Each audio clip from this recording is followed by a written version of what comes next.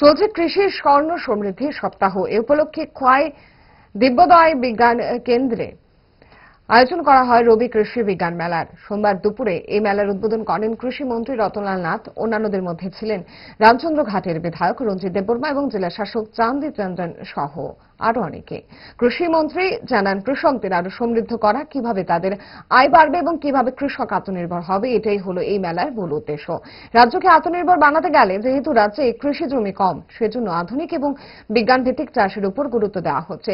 এই কৃষি বিজ্ঞান কেন্দ্রের উপর মস্ত বড় ভূমিকা রয়েছে। ধান উৎপাদনে খুচরো ঘাটতি রয়েছে প্রায় 4,000 মেট্রিক টন।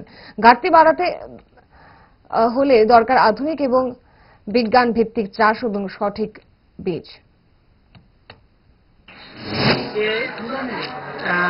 কৃষি বিজ্ঞান কেন্দ্র খোয়াই আমি এসেছি আজকে। তাদের সপ্তাহব্যাপী অনুষ্ঠান চলছে গোল্ডেন জুবলি। এটা সারা ভারতবর্ষের যতগুলি কেবিকে আছে সব জায়গায় প্রোগ্রাম হয়েছে। এর আগে আমরা উনকোটিতে করেছি, আজকে খোয়াইতে করলাম, কালকে আবার এর আগে ধলাইতে করেছি।